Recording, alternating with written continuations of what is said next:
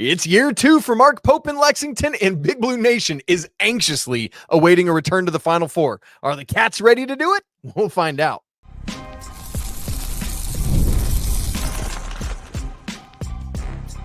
You are Locked On College Basketball, part of the Locked On Podcast Network. Your team every day. Hey there, what's up? Welcome into the Locked On College Basketball Podcast, the only daily national college hoop show out there. I'm your host, Isaac Schade. You're joining me at the place to get your college basketball content every single day. It's all part of the Locked On Podcast Network. I want to thank you so much for making us your first listener watch to get your Wednesday going the right way and remind you can catch every single episode ad-free on Amazon Music. This episode is brought to you by FanDuel. Right now, new customers can bet just $5, and if your bet wins, you're going to get $300 in bonus bets to use all across the app. So go ahead and download that bad boy today. Want to welcome in all the everydayers who are here with us, and of course, our great members of the Locked On College Basketball Discord, where we're having a great conversation almost every day. And so any of you Big Blue Nation fans that want to hop in there with us, we'd love to have you. That link's in the show notes. Today is our 18th team preview of the offseason. You can catch all of them in a playlist we've made on YouTube. I'll link to it up there in the top corner of the screen by Lance's beautiful head. Speaking of which, joining me on the show today is Locked On's great host of Locked On Kentucky, none other than recent birthday boy, Mr. Lance Dawe. Lance, It's great to be together and be chatting some Cats. Excited to get it going. Yeah, man, this is you talk about what last year was as far as just a major success for Mark Pope, but man, things really amp up quick with Big Blue Nation as far as expectations goes. It should be a pretty big time year for Pope and company. So that first year that Lance just referred to for Mark Pope, the Cats went 24-12 overall, 10-8 in SEC play, tied for 6th, and then in the SEC tournament beat OU before falling to Bama in the quarterfinals, earned a 3 seed in the NCAA tournament, ultimately lost to the Vols in the Sweet 16. Otega Oweh, leading scorer at 16.2 points a game. We're going to talk about him a good bit here on this episode because my man tested the water and thankfully came back to college basketball, and that's going to be just fine. And I know somebody who's very excited about that is Mark Pope. You said it, Lance, massive expectations in year 2 for Mark Pope, both because of there's always massive expectations for Kentucky, and because it seems like there's the personnel to do it. Are they ready to live up to it? What do you think? Right. And that is the question, like you just mentioned about the personnel, because as far as, any advanced computer model or anybody who just looks at the roster on paper, anyone can tell you, just looking at this from a lot of different angles, this is a super talented roster. I believe Evan Mia has this as the preseason 8th most talented roster in the country. And that's reflected in both what Kentucky's done through the recruiting rankings and then also getting high profile talent in the transfer portal. And last year, Kentucky kind of had to make this thing on the fly. They had to put together the entire roster in about a month and a half or so. And while there were some really, really solid players, you wouldn't necessarily say that Wildcats team was uber talented. They were built to do one thing well, and that was shoot the basketball. And it got them through a lot of really important games. I believe Mark Pope won his first 3 straight games against like AP top 10, top 15 opponents, which was the first coach to do that since Rupp. He was able to get it done with kind of this hodgepodge of transfers. But now that he's had time to assess what the SEC is about, assess what high profile college basketball is like down here in the SEC, he is able to adjust and maybe able to go get some more physical players, some more talented players. Now that he's got more time to recruit some guys that can kind of meet the physicality and the style of play in this league. And I think that, again, looking at what Pope has done on paper, he's done everything that you could possibly ask for this offseason if you're a Kentucky fan, as far as getting players that kind of fit what you want to see out of Kentucky that they struggled with a season ago. Physicality, rebounding, rim protection. They've got all different kinds of guys that can help them out in that area. So there's really big time expectations for Pope. And as far as roster construction is going, I mean, yeah, absolutely Kentucky can live up to those expectations just based on the guys that he's brought in. Lance, I know when Mark Pope was announced as coach, not all of Big Blue Nation was exactly thrilled, I'll say. I think they all, or at least the vast majority, quickly changed their tune, as well they should have, because it's turned out really well. A year into this thing, Are you ready to say that Mark Pope was the right hire? I think that he was not only the right hire, I think that as far as culture goes and as far as fit goes, it might be the best hire that Kentucky has ever made, full stop. There is not a single coach that they could have brought in that understands the University of Kentucky better, understands the fan base better, understands the expectations better. I think that if you had gone out and gotten somebody like a Billy Donovan or a Danny Hurley, would they have really truly understood what it meant to be at Kentucky and what the expectation was and how to fulfill that expectation and what to actually go out and do to satisfy this fan base? I don't really know if they would have. I don't really know if they would have cared as much as Mark Pope does. And that's not to say that they would not have had success. Let me be clear. I'm saying as far as culture and vibes and all, frankly, success goes, I don't think that you could have found a better person to come coach at this job than Mark Pope. Now, of course, he could be in for a down year this year. Who knows? It's just we're all just speculating and projecting before the season starts. But as of right now, there's not a person in college basketball that I'd rather have leading my program at Kentucky than Mark Pope. And I think that a lot of that has to do with just how much he gets what Big Blue Nation is.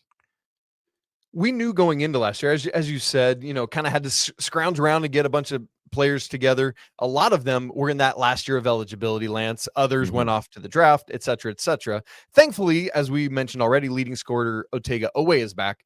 But Lance, that's critically important because the other starters are gone. It's critically important because none of the other top 6 scorers return. In fact, only 2 of the top 9 scorers return. Leading scorer number 2, 3, 4, 5, 6, 8, and 9 from last year are all out the door. So yes, Otega Oweh in a lot of ways takes this team on his back, but it feels like maybe he doesn't. And I know we're going to talk more personnel in the next segment, but did they get the right personnel in your opinion, Lance, to where he doesn't have to bear this whole load on his own?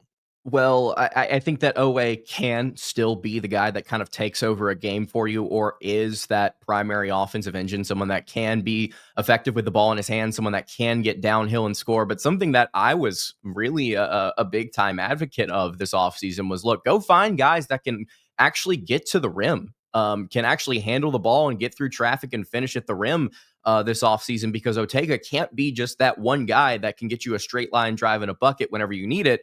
And yes, we can talk about personnel a little bit more here in the second segment, kind of dive into the different players that can actually go and make that happen. But as it stands right now, Otega, he can be that guy, but thankfully Kentucky has gone out and gotten some of those different guys outside of him, especially at guard, that can go and create a little bit. So Otega, I think, has SEC Player of the Year potential based off of his scoring alone.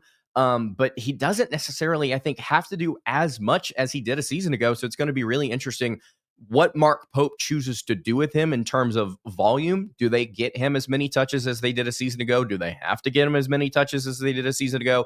Do other players in this backcourt actually step up to where you can reliably spread the ball around a little bit more evenly? And I'll just say this, it's not also about scoring with Otega, who is going to be very important to this team. Mark Pope believes that he can be one of the best defenders in this conference. I believe that he can be an improved defender. I don't know how much of an improved defender he can be. They're asking him to do more with the ball. I think that it's going to be important to see him kind of become more of a creator. Pope says that he can be one of the better passers as well on this team. There's a lot of different things outside of just scoring that Otega can improve on. And it's crazy considering he scored 16 a game for one of the better programs in the country last year. It's like saying, okay, well, he can still be better. And I think he can, but how he is actually utilized will be fascinating to watch because, like you just mentioned, 2 of the top 9 scorers returned, but there's so much to be excited about here outside of Oweh. It's going to be fascinating to see how exactly they divvy it all up. Lance, speaking of Otega Oweh, he was 5th on the team in terms of 3-point shooting last year, percentage-wise. None of the 4 dudes above him are back, including SEC leading 3-point shooter, Mr. Kobe Brea. Wow. That was a great addition there. Good grief for the Cats last year. That said, we expect the fighting Popes to keep bombing away from beyond the arc.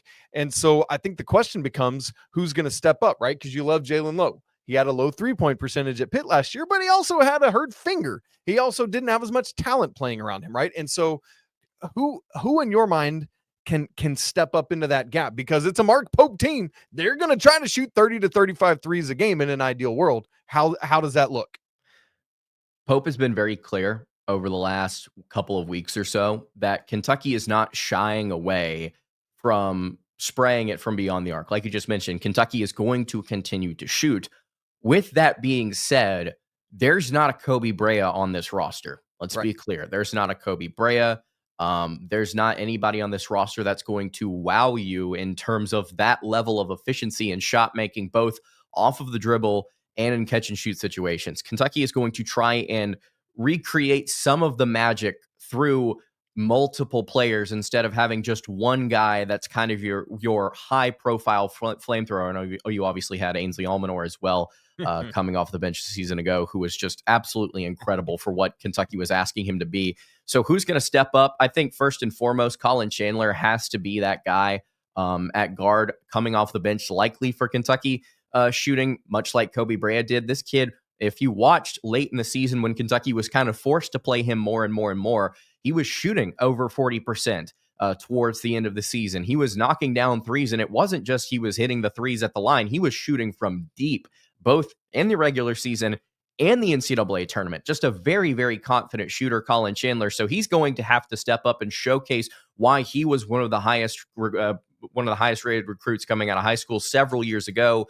He's going to also have to have Trent Noah step up, who, according to reports, has been phenomenal in practice. And then, like you mentioned, Jalen Lowe.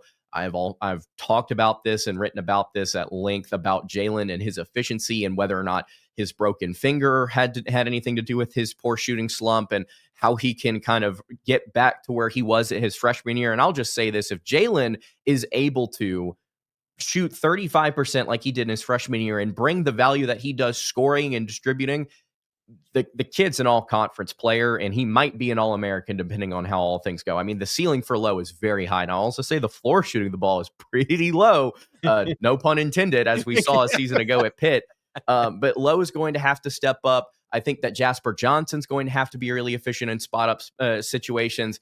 I think that you're also going to have to see Otega shoot the ball maybe a little bit better. Andrea Jelovic is somebody that I think we're really excited about shooting the basketball.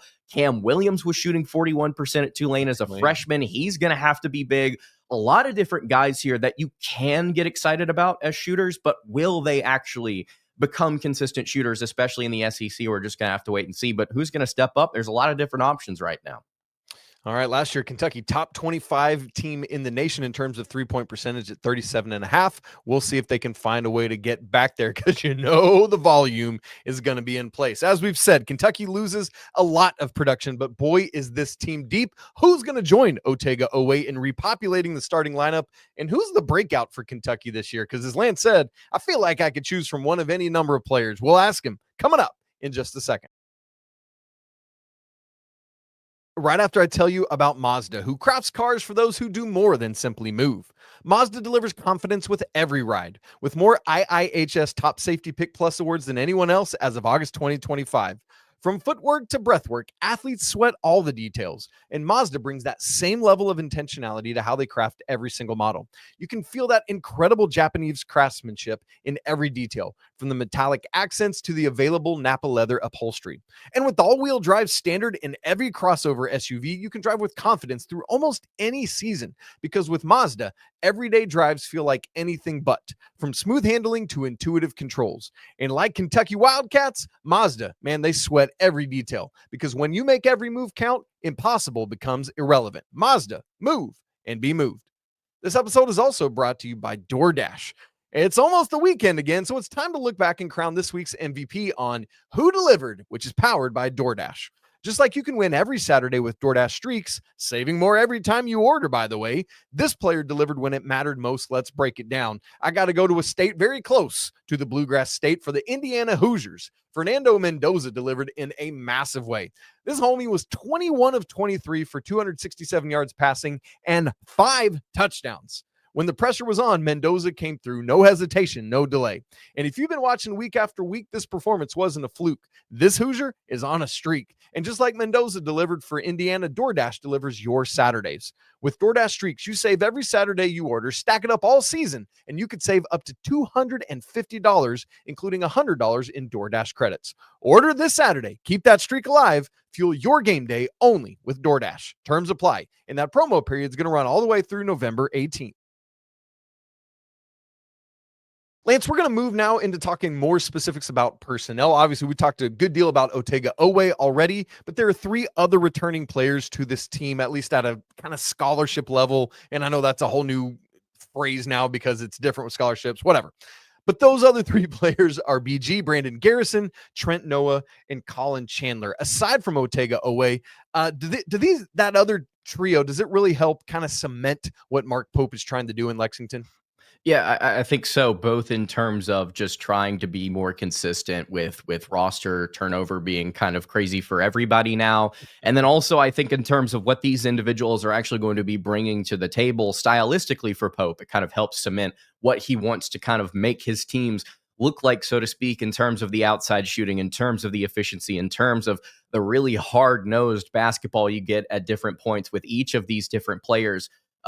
It's really nice to have this kind of core return because I see very high upside with a guy like Colin Chandler. I mean, like very high upside with a guy like Colin Chandler. I'm not quite sure if he's going to be able to showcase what he could be statistically because of just the minutes per game that he's going to get this year. Sure. I think that Trent Noah can be a hyper efficient player off the bench that, again, might not get the big time minutes, but I think can be very valuable in terms of a spot up guy. You can utilize both of the way that both of these players are utilized and play this season. You can utilize that recruiting in the transfer portal absolutely next season. So I think that it's big that those guys are back. Otega, obviously, big that he's back. And then Brandon Garrison, a wild card for this team, man. Super inconsistent a year ago. You saw some really high highs in terms of defense, in terms of passing ability, as Pope likes to get his centers involved in the offense. And it's been more of the same this offseason, according to different reports, that BG is just kind of struggling to break through consistency-wise, and apparently he's been playing better these last few weeks. But can you get him to that level that you need him at, especially with Jayden Quaintance maybe not ready for the start of the season? That's the big question mark. So Brandon Garrison, wild card here. It's nice to have him back, though. I'd much rather have him than not. And all 4 of these guys, I think, are going to be big for Kentucky in various ways. You mentioned JQ, Lance. We've gone well far enough into the show without talking about him. There are 6 transfer portal additions coming in, including Denzel Aberdeen, national champion, coming over from Florida. Jalen Lowe, we've already talked about, from Pitt. Mo Diabate, not a national champion, but a Final Four guy, coming over from Alabama. Reese Potter from Maryland. Cam Williams, who you mentioned before, nice size from him. And then JQ. Jayden Quaintance, coming over from Arizona State, couldn't leave to go to the NBA draft because he's too young. So he had to play his second year of college basketball. And I think the thing that everyone's wondering is, how soon can this guy be ready to go? I recently listened to an episode with Coach Pope and Matt Norlander on the CBS Eye on College Basketball podcast. And Norlander really tried to get Coach Pope nailed down on when he thought JQ would be ready. And he understandably beat around the bush with it.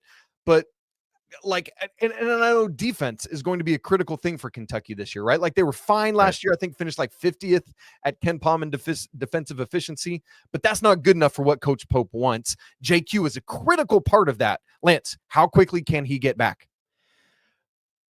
What you hear from this staff as far as JQ's health and the timeline and when he can return, I think right now, I could be completely wrong, I think is different than when he's going to actually return. I think that Jayden Quaintance, based on what we've seen, will be ready by the start of the season. I don't think he's going to play in either of the exhibition games. I don't even know if he's going to play in the first game of the season, but I think he's going to be ready to play for a couple of different reasons. Number one, probably a month or so ago, a picture surfaced of Otega Oweh and Jayden Quaintance at a park, and 2 shocking things in that photo. Otega Oweh in a boot, which freaked all of Big Blue Nation out. Turf toe, he's going to be back in like a week or so. That's great to hear that he's doing fine now. But Jayden Quaintance was dunking in slides. He was rearing back for a dunk in slides, and this man's coming fresh off of a knee surgery. He's going to be ready, I think. And what you're seeing as far as like videos of him exercising and working out, and something interesting that Pope said recently, I believe with the Field of 68, whenever they made their trip up a week or so ago, about how the strength in both of his legs is almost back to perfectly even. Wow. It's almost perfectly balanced now. And on top of that, he's like 20% stronger than the average NBA player at his height and weight, which is crazy to think about. It's like, not only is he almost back to 100% in both legs, but also he's a lot stronger than what you're normally getting in the league. So Jayden Quaintance, I think health-wise, I know the staff is going to be very cautious, and they're going to say, well, we're going to try and be as cautious and as slow with this as possible to make sure that we don't injure him. And of course they should be. But as far as health goes, I think if they really wanted to, I think they could play him in the Louisville game. Absolutely, I think they could play him in the Louisville game, just based on what we're seeing. Now, I could end up being dead wrong, Sure. but it's hard to go out there and dunk in slides and be doing all of what you're doing in practice and hear your coach say, yeah, basically he's back to full health, and not think, okay, by early November, a week or so into November, this kid's not going to be at least ready to go. So I think that JQ will be. It's just a matter of whether or not this staff is going to run him out there as quickly as they possibly can. For me, if he's 100%, I'd sure like to see him play 15 or 20 minutes against Louisville because of how important he could be in that game. But we'll see. Man, which that game is criminally early in this Way season. too early. We'll talk about that in the next segment. Kentucky also brings in a 3-man freshman class: Jasper Johnson, Malachi Moreno, a big, and Braden Hawthorne, a guy out on the wing, good positional size at 6'8". I love kind of the mixture of these guys, all kind of in the 20s or 30s in the class, and one international player, another big, Jelic from Croatia. He's a 6'11" power forward, as Lance mentioned earlier, can step out and knock it down a little bit. And so Lance, it seems like a nice mix of fresh blood coming in along with the transfers and the guys already in place. Yeah, I'm really excited about this freshman class because I think all of these guys can stay for multiple years. And something that I was preaching like a year or so ago, and I've been kind of banging the table, and I've probably said it several times on y'all's show as well. I really like what Dan Hurley did at UConn as far as recipe for success with his roster of the blend. It wasn't just high-profile recruits. It wasn't just transfer portal additions. It wasn't just a senior-laden roster. It was a really nice blend of experience, talent, and then pieces that he had developed over the years, or transfer portal guys that he was bringing in last. It was a really, really nice blend, and I think that with this freshman class of Johnson, Moreno, Hawthorne, and then technically Jelic, all four of these guys can be in the program at least 2 seasons, I think, and then have the opportunity to get this team to where they want to be in the NCAA tournament because of how high their ceiling is as prospects. It's not just, oh, we're bringing in these 3 stars, and of course they're going to be around forever. It's, oh, we've got these really high 4 or 5 stars that are not necessarily NBA ready, and so we have the opportunity to develop them and win with them across multiple seasons. I really like what Jasper brings as far as scoring ability. Not the most consistent player so far, according to reports, but when he's on, he's nearly impossible to stop shooting the ball. Malachi, I think, is a very high floor prospect. I continue to comp him to Janai Broome coming out of high school. I think that if he's able to stretch out to the 3-point line, which he's shown the ability to do at various points, could end up having a Broome-like impact. Not the most athletic player, but really a big-time gravity around the basket on both ends of the floor. Braden Hawthorne, he might have the highest upside as an NBA prospect of anybody on this roster, and that I'm including Jayden Quaintance in this because of what he can be offensively. If he can gain, which he's already gained 15 pounds, if he can gain 15 more pounds and have another year of development underneath Pope, matchup nightmare. At 6'8", can handle the ball. Was playing guard for most of his high school career, if I'm not mistaken, before he had a major growth spurt. This kid was looking at either going to West Virginia or Duke or some high-profile school, and Kentucky was able to snatch him up at the end of the recruiting cycle. You will know Braden Hawthorne's name in a year. He is going to be special, very special. Jelic is somebody that I'm fascinated by. I don't necessarily know how impactful he's going to be this year at the 4, but you need an Andrew Carr type player. I think on this roster, and Yelovich, I think Mitch fits that role. I don't think perfectly, but well, but because he can stretch out to the 3-point line, he's going to be able to do some things around the basket. He's got a nice post-up game to him, even though nobody really talks about that. So the freshman class plus Yelovich is great. We've talked about JQ, Jayden as well. Diabate, I think, is going to be awesome defensively for Kentucky. Exactly what you need. You need a junkyard dog on this squad, man. You need a glue guy, and Diabate can be that perfectly. And look, I don't expect him to shoot 41 or 40+% from three like he did a year ago on low volume. But if he could shoot like 33, 34 plus, then you're getting everything that you need out of him, I think, at that spot. Denzel, I've written so much and talked so much about how perfect he is as a secondary playmaker. Not the most efficient guy. He was taking a lot of shots off the dribble a year ago at Florida. And I know that Todd Golden in Florida, very good offense, all about analytics, but I think that he can be even better under Pope because of just how rigid this system can be at times, as far as you will get your shots in these places and you will not create off the dribble. And I think that Aberdeen can showcase the ability to be a good spot up shooter in different situations. So I'm excited about all of these guys. And then Cam Williams, we'll talk about him here a little bit more in depth, but I think Cam can be very special, shooting 41+% from three as a freshman at Tulane at 6'8". You've got height, you've got physicality, you've got muscle, you've got athleticism. Isaac, you've got everything here. This is exactly what you want. And as with so many teams all around the nation, it's just about getting it to work together and how quickly you can make that happen for the Cats. Lance, quickly, a couple of things before we get to the schedule here. I'm assuming that we're both assuming that Otega Oweh is in the starting lineup. I think we're both assuming that once JQ is healthy, he's in the starting lineup. Assuming he's not ready to go from day one, who are the other four, the quartet that will join Otega Oweh, first guys on the court? Now, I know it's always like, well, sure, but other guys might close it out and maybe the starters aren't. But this is what people care about. We talk about the starting five. Lance, who are yours? I think that you and I are pretty much on the same page here as far as day one goes. I think that the starting five right now, and I don't know if this would be my starting five, but I'm not the coach. I'm not the guy that made it to the Sweet 16. I'm just a podcaster. But the starting five right now, I think, would be Jalen Lowe at point, Otega at the 2, Aberdeen at the 2, Oweh at the 3, Diabate at the 4, and then Brandon Garrison at the 5. I think that he will start the season more than likely if JQ is not healthy. And even as JQ gets healthy, I think that Garrison will probably still be the starter, and Pope will bring Jayden Quaintance off the bench for a portion of this non-conference slate. Now, that doesn't necessarily mean anything in terms of minutes played, but in terms of starting, it's Lowe, Aberdeen, Oweh, Diabate, Garrison, and then you've got your bench rotation, which is about as deep as anybody in the country. Yeah, I mean, that's the nice thing. No need to rush JQ back. Let him work his way, and when you feel completely confident, then he's back. Lance, last thing I want from you here, give me your breakout player for these Cats. And I know you could pick from any number of guys and define it in any number of different ways, but who would you go with for a breakout? Yeah, I think that if you want to look at hyper efficient guys who can spray it from beyond the arc, obviously last season Kentucky had a lot of different guys that kind of fit that mold, but this year kind of limited in terms of really high efficiency. Let's go with the guy that shot the best from three a season ago. Let's go with Cam Williams out of Tulane.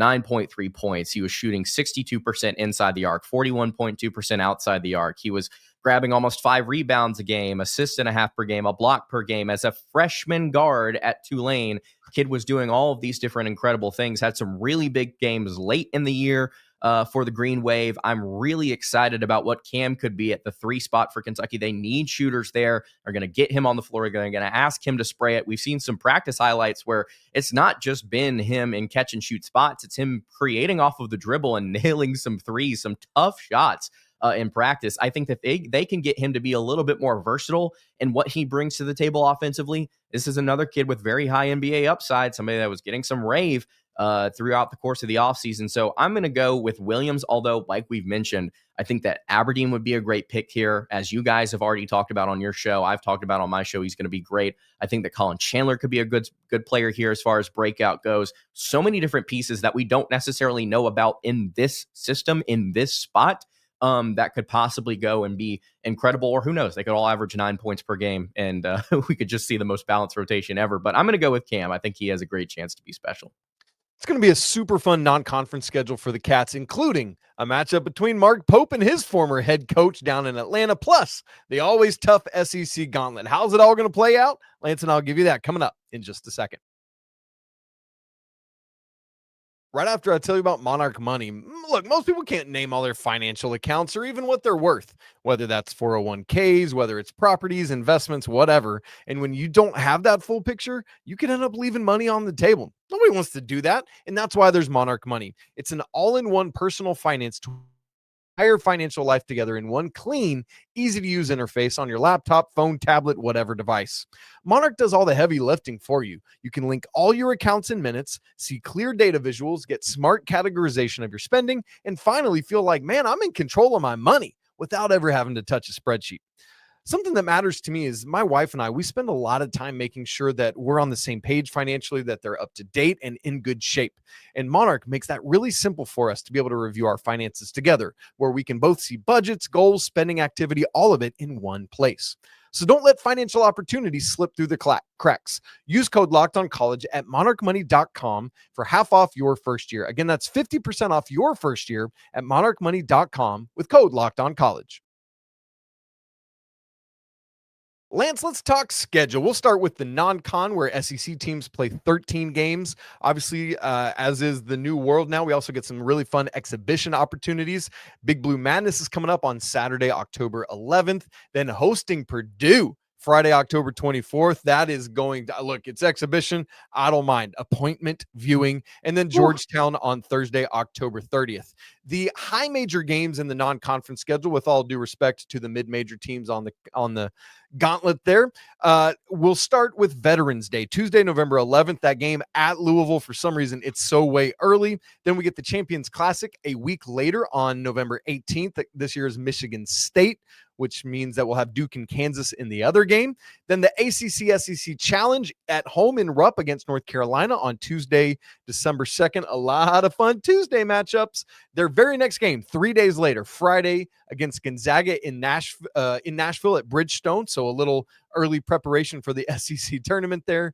And then two other high major games in non-conference, Saturday, December 13th against the Hoosiers. And then Saturday, December 20th. We love December Saturdays down in Atlanta for the CBS Sports Classic against St. John's, who, if you're like, why is St. John's in the CBS Sports Classic? UCLA pulled out this year, and St. John's, thankfully, is the replacement. So we get Pitino, Pope. That's going to be awesome. Lance, this is a super fun non-con schedule. Just to remind everybody, St. John's, Indiana, Gonzaga, North Carolina, Michigan State, at Louisville, not to mention Purdue in exhibition play. We're going to know a lot about Mark Pope's team by the time we hit SEC play in January. And I'm just praying that they can stay healthy this time. Can we please stay healthy through the non-con slate? I would absolutely love it. You can't see it as well here on YouTube if you're watching, but as you mentioned the Purdue game, I looked and I see that October 24th date. We're recording this September 23rd. Isaac, we're a month out. We are a month out from basketball being played. I am so excited. I cannot tell you how long it feels like it's been between the end of March Madness and finally getting some practice and some actual ball here in a month. I am super fired up because that Purdue game, I know Kentucky is not going to have JQ more than likely. It's going to be some different guys out maybe. But Purdue, that's a huge exhibition game for Kentucky to kind of get some feelers as to where they are offensively. And then Georgetown, I don't think is a slouch either. I think that's going to be another solid test less than a week later on Thursday. So two exhibition games that you should feel pretty fired up about. Look, even if Kentucky loses both those games, who cares? We don't have Jayden Quaintance and it doesn't count. Awesome. Let's keep rolling. Louisville is going to be a very, very, very, very, very tough game here on November 11th. I don't like the fact that it's this early. I would have liked Kentucky to have had every single player available possible. We'll see if JQ is ready to go. I think that he will be healthy. Is question of whether or not he'll actually play. Louisville, really, really good. One of the best backcourts in the nation. I don't know if I necessarily trust their front court, which is where I think Kentucky could expose them, but that's to break down in a matchup in November whenever we do a preview episode of that. Michigan State, I think, is going to be a fun game regardless of whoever the Spartans have out there, just because of how good of a coach Tom Izzo is. That's going to be tough in the Champions Classic. UNC, obviously you and I will be talking about that game in December whenever that rolls around. Gonzaga, I'll be at that game in Bridgestone. That should be a really fun one between Mark Few and Pope, a coach that Pope has not really had a whole lot of success against. Managed to pull one over him last year, pulled off a 16-point comeback miracle. Can they do it again? We'll find out. Indiana, I think, is going to be much improved. That should be a really good competitive game. And then St. John's, like you mentioned, man, Pope Pitino, it's all the storylines you could possibly want in Atlanta. I hate the fact that this game is going to be played at 12:30 Eastern.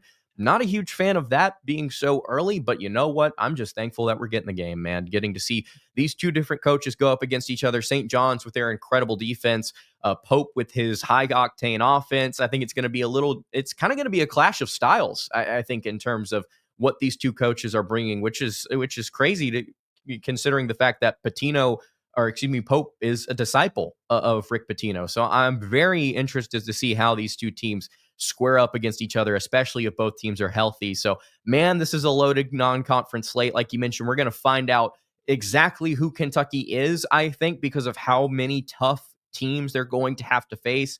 Some teams that are going to be really good defensively, some teams that are going to be incredible offensively. A lot of teams here that could absolutely win the national title. They could cut down the nets in March for sure. You wouldn't expect anything less from a Kentucky non-conference schedule, but man, I'm really excited to see what the Wildcats can do here. And then, of course, the SEC schedule is also going to test Kentucky in a big way. Yeah. 18 games here, home and homes with Florida, Tennessee, and Vandy. That's obvious.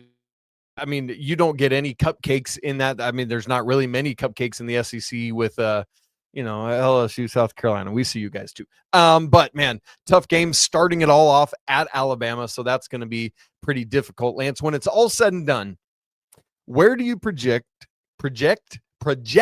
Kentucky to finish in the SEC standings? How do you see the regular season record ultimately playing out? Yeah, so let's walk through this here real quick. I think Kentucky's going to win the SEC. That is my prediction heading into the year. I've been doing this show for going on 5 seasons now. I don't know if I've ever genuinely predicted Kentucky to win the conference. I'm doing it now. Let's go ahead and mark this one down and be for real. I think Kentucky is the best team in this league. I think that with Auburn taking a step back, possibly with Bruce Pearl retiring, I think that opens the gate for Kentucky to, at the very least, be a top 4 team in this conference. I think that Florida is going to be very good, but I think that Kentucky is going to find a way to find more wins on the schedule. I think that Alabama is going to be good, but again, I think Kentucky's just going to find more wins here. I think that Tennessee's going to be good. I think that Arkansas is going to be good, but I really do think that the Wildcats have their best shot in a hot minute to win this conference outright in the regular season. I'm going to put them at 14-4. Now, obviously, we could go through and say, well, which are the games that they're going to lose here? And I'm just going to say, I think that Kentucky's going to dominate their home slate. I think that they're going to do that. And then it's going to be really up to how consistently they can show themselves on the road. I think that games against A&M, Florida, Arkansas, Bama, Tennessee, I think LSU might be a sneaky game there before that Tennessee game on January 17th. Yeah. There's a lot of different places where Kentucky could trip up, but I think that 14-4 is kind of where I'm leaning for Kentucky in this conference slate. As far as the non-con goes, I actually don't know if I've actually done win-loss here. So let's walk through this really quickly. Nichols will be a win. Valpo will be a win. Louisville will be, I'll say it's a loss. Eastern Illinois will be a win. Michigan State will be a win. Loyola will be a win as well. Tennessee Tech and then UNC. Gonzaga will be a win. NC Central will be a win. IU will be a win. And then St. John's will be a loss. So I think you go 10-2. Excuse me. Am I missing one there? Am I missing one? Bellarmine, right? Yeah. So it's going to be 11-2. 11-2 there for the Wildcats alongside the 14-4. I think, again, Kentucky's going to win this thing outright. Will they win the SEC tournament? I'm not quite sure. But I think that's going to put Kentucky at 25-7, right? I think that's 25-6, excuse me. I think this is going to be the best regular season that Kentucky's had since, when was it? 2022 with the first year with Oscar Tshiebwe. I think they went 25-6, somewhere around there. So I think the Wildcats are going to have their best shot to be the most dominant they've been in the regular season in a hot minute. So that's my prediction for Kentucky this year. Yes, and that would be 25-6 in the 2022 regular season. So they could match that exactly with that total, Lance. I actually had Kentucky finishing second behind Florida having their entire front court intact, right, +1, right? And then obviously it's going to be a lot about how can Boogie Fland and Xavion Lee come together. Crazily, I can't wait for this game. Closing the regular season, Florida heading to Rupp. I'm praying to all the basketball gods that game is for the SEC regular season championship. That, by the way, whenever the schedule came out, and I'm sorry to cut you off, whenever the schedule came out, that's what I said. I'm like, this is gonna decide the title. This is gonna be the game that does it. I really hope it is. Man, I really hope it does. With the game at Florida being on Valentine's Day, Saturday, February 14th, by the way. Lance, I went slightly lower than you. I was 10-3 in non-con, 13-5 in conference play for a total of 23-8. But I could see either of those as a reality. In fact, let me give you my floor and ceiling, and you tell me if I've, not gone far enough, if I'm too far, any of that. My floor. Okay. JQ can't ever really get healthy. Nobody is able to fully replace the shooting of Brea and Almanor and Butler and Robinson. So spacing becomes a bit of an issue. Maybe Cats fall to like 7th-ish in the SEC, make the SEC quarterfinal, get like a 5 or 6 seed in the NCAA tournament, and ultimately get bounced, I'd say, in the second round. I mean, I guess if we're talking floor, first round, why not? But I feel like they at least win one. Ceiling, JQ is healthy sooner than expected, as we kind of been talking about. The pieces all fit. The shooting steps up. Everyone lives up to what you hope they can be. All 3 freshmen are able to carve out some sort of role, compete with Florida right there at the top of the SEC, make the Final Four as a 1 or 2 seed in Mark Pope's second year. That's what I've got as my floor and ceiling. I think that's very realistic as far as the floor goes. I think you could honestly probably take it a little bit lower if Jayden Quaintance isn't healthy and Kentucky can't shoot. You're absolutely, I think, dead on there. I think Kentucky could end up being a 5, 6, 7 seed in the NCAA tournament, and get all your 6, 7 jokes out of the way now, kids. But the ceiling, I think, you're also spot on. Kentucky is a title contender if they are able to get these things rolling here, especially offensively. Reports out of practice are saying that Kentucky is going to be much better defensively and that they are going to take a slight step back offensively, but the shooting has been coming along in practice. It's been better than I think people have expected. So that's exciting. So I think that is a very realistic floor and ceiling for Kentucky. Obviously, it's difficult to predict once you get down to that Elite Eight, that Final Four, kind of who's going to win the national championship, because of how much of a crapshoot the NCAA tournament can be. But yeah, Elite Eight, Final Four, national title, somewhere between there, I think is Kentucky's ceiling, depending on how their matchups fall, depending on how the health goes in the postseason. So yeah, I think that would be a very, very fair thing to say as far as floor and ceiling goes. Lance, as far as NCAA tournament projections, I went with a 3 seed and a Sweet 16, but I'm baking into that the possibility that JQ, it's more like a December-y kind of date before he gets going. So Kentucky in that scenario maybe ends up dropping a couple games I otherwise wouldn't expect them to get. However, I would say 2 seed with Elite Eight, Final Four, national champion upside, assuming he's healthy sooner rather than later. So I feel like there's 2 completely different outcomes for this team, depending on how quickly and how fully healthy JQ is. Yeah, I think that I would agree with you there as far as kind of what they could do in the postseason. I would say if I'm looking at my 25-6 and then 11-2 in the non-con, Kentucky I would imagine would be a 2 or a 1 in that scenario. Yeah. And then I agree with you. I think that this team can make the Sweet 16.